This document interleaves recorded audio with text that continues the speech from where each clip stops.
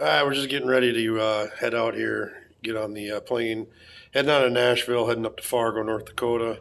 Gonna go grab that 68 Pontiac. Uh, got a spot right here for it. It's going in the shop, it's going under the knife. I got a bunch of plans for it.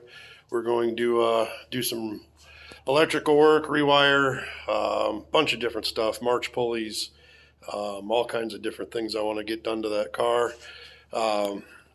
This car has only been driven probably about, I don't know, we're going to say 5,000 miles in the last 15 years. And it's been sitting. It's just pretty much been sitting. I'm going to now drive it 1,000 miles in about 3 days, and I have no idea what's going to happen. It might end up on the back of a trailer. I have no idea. Thank God for U-Haul. We'll see.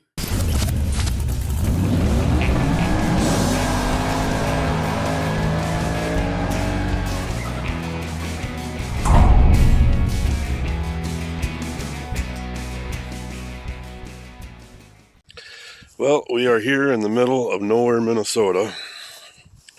We're going to go look at my old 68 Pontiac that's been sitting in this shed for about 7 years. And see if it'll start and see what we need to do to it so that we can get back to Tennessee. Well, there she sits. Air shocks have leaked out. I guess we won't really know until we get it into the big shop and start digging into it.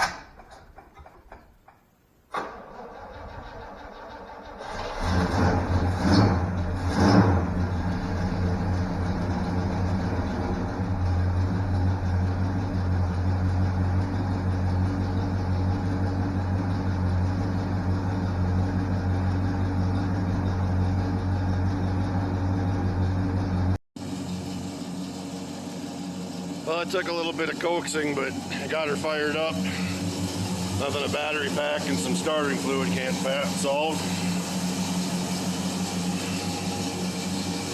Guess we'll pull it into the big shop and see what we got to do.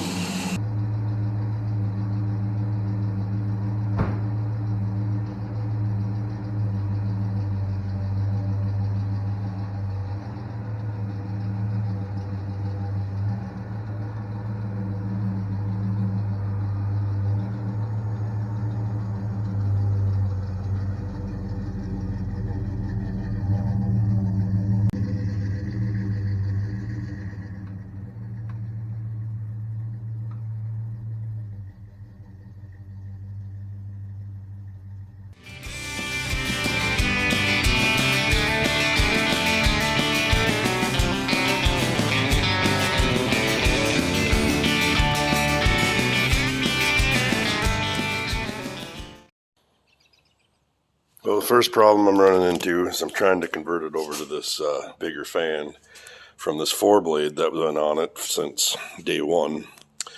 And I'm finding out that I need to go to town and buy a clutch because this fan didn't come with a clutch. and it doesn't bolt up without the clutch. And I also bought a aftermarket radiator shroud, fan shroud, for a 68 because they finally started making them again. And then remembered about 20 years ago that I put a Champion aluminum radiator in this thing, and it don't fit. It don't work. So we might just be driving this thing back to Tennessee with the old 4-blade and no radiator shroud, no fan shroud, because I don't know how I'm going to make this thing work without wrecking it. And in the boxes over there, I have a dual electric fan set made for this Champion radiator. And the reason it's not on the car is because the electrical in this car is so screwed up, so horrible, that the amp draw on the fans when they kick in basically levels the car. It brings it to its knees. The top won't go up and down, blinkers, nothing electrical works once the fans kick in. And then basically the fans stop working because it's not getting the voltage and the amps that it needs to run properly. And then the car overheats. So hence why I went back to a 4-blade. I remember doing this, I don't know, 6-7 years ago. Went back to the 4-blade, and since it only got driven maybe 100 miles a summer, it wasn't that big of a deal. So the first hurdle that we got to get over, we'll see what happens here. I have a feeling we're just going to have to watch the temp real close and not get stuck in traffic and hope that this 4-blade does what it's been doing for the last 20 years in this car. So I don't know, we'll see what happens. Alright, I'm just getting some fresh oil in the old girl here. Trying to go through and get as much done as I can, making a list as I go. It's about 35-40 miles into town, so I only want to make this trip once, which I'll probably make 3 or 4 times because that's just the way it goes. But trying to get a list put together. Last night we were sitting around having some drinks, and I think the 2 biggest things I forgot on my initial list were zip ties and duct tape.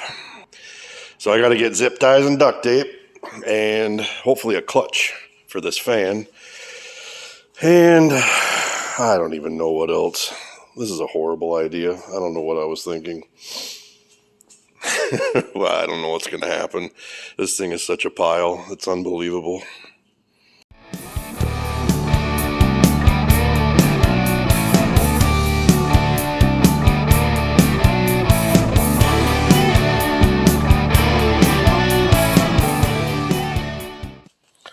So one of the joys of owning these old piles of junk and letting it sit for several years, and when I say several, I mean I parked this thing in 2010. It's 2024, and it's just really kind of coming back to live with me. You forget all the crap that's wrong with the car when you parked it and forgot about it. So this is not a GTO. This is originally a LeMans. In 2005, I decided I wanted this to be a GTO tribute, so I pulled the 350 out. I found a 1968 date-coded Pontiac 400 engine. So I bought the entire car off of eBay and pulled the engine, put it in here so I could pretend and think that I had a GTO, which in fact I still have a LeMans. But I didn't build this motor, somebody else built this motor. And I remember now, after changing the oil and checking the oil, some of the stupid crap you deal with that other people do. When they built this, and I've seen this on other Pontiac motors, they ended up not having the oil dipstick fit properly. So it's, as you notice, been cut off. And the only way you know if there's enough oil in this is if there's just a tiny little drop of oil on the end of this dipstick, which I just put 5 quarts in it, and as you can see, there's nothing touching the dipstick. So that being said, I have zero idea if this thing burns oil. It doesn't blow blue smoke, which means absolutely nothing. But I've only, like I said before, only put 100 or 200 miles on this thing in a year. Every spring it just got an oil change. Put 5.5 quarts in it, and I never bothered to check the oil ever because you never drove it enough. So on this trip, driving 1,000 miles in 2-3 days, whatever it ends up being, I'm going to have no way of really knowing other than every morning I'm going to have to sip in 1/2 quart of oil till it starts to touch the dipstick again. Just another one of those little pain in the butt things that I totally forgot about till just now. So I don't know if you can see it, but now I got about 5 1/4 quart in this thing, and you can just see the oil is starting to touch the top of the dipstick. A royal pain in the butt. But whatever. We'll make it work. I was just going to show you a couple cars that my buddy has. This is where my Pontiac's been sitting for 7 or 8 years. One of them is his wife's. Make no mistake, she's worked on it. She's helped build it. She's done a lot of work herself. That's her 77 Trans Am. This thing started off rough. I remember when she bought this thing and had to start it with a screwdriver. It's come a long way since then. Got 400 in it. I've never driven this car actually, but I know what it's capable of. She's dirty right now, but this is a cool car. This is my buddy's 55. He's basically built this thing from the ground up. This was, I think this was on a 3/4 ton or a 1 ton chassis when he got it. I don't remember, but it had a flatbed if I remember right. So he got a different step side bed for it. It's sitting on an old square body frame. If I remember, it's a 78 or 79 square body half ton frame that he modified to work with this. He built a 383 stroker for it. Fun to drive. I have driven this one, and if you don't like tires, you can make them go away real quick in this thing.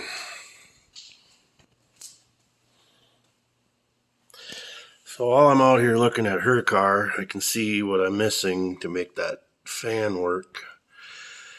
I need the clutch kit like that, different bolt pattern, different bolts through the water pump pulley. But even if I get all that, the problem is the fan shroud isn't correct. Well, it's correct to a 68 GTO, but it's not correct for a 68 GTO with a Champion aluminum radiator in it. So even if I go and buy a clutch, I'm still SOL. It still isn't going to work unless I just zip tie and drill holes in that stupid shroud, which it ain't worth it. We'll be fine without it. So, all right, an executive decision was made. The old 4-blade went back on. There's just no way I'm going to get that thing to work correctly. And like I said before, I've got a dual electric fan and shroud set up for this car, made for this Champion aluminum radiator.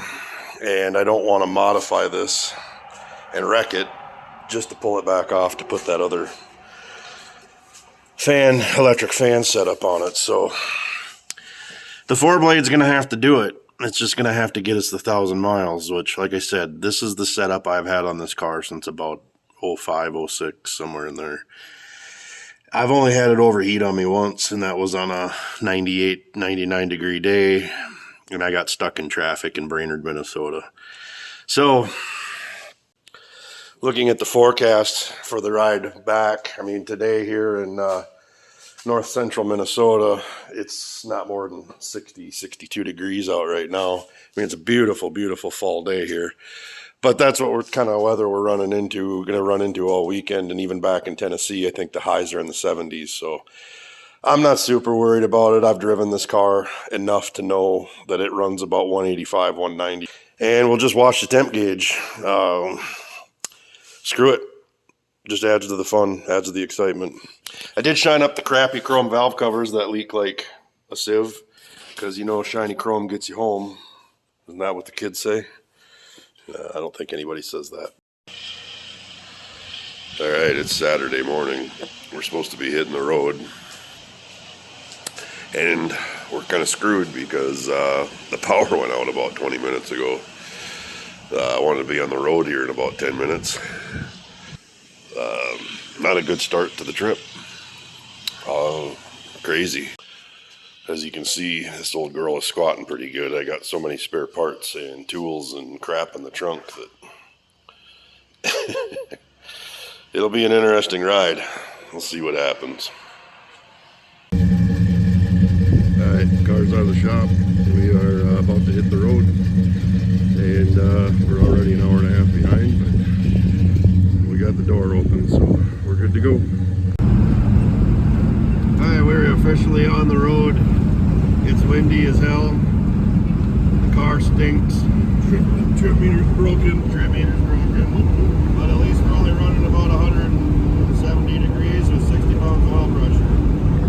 And the gas gauge don't work. And we had no electricity. So thank God for good neighbors that let us borrow a shower. And we've only got 998 miles left to go.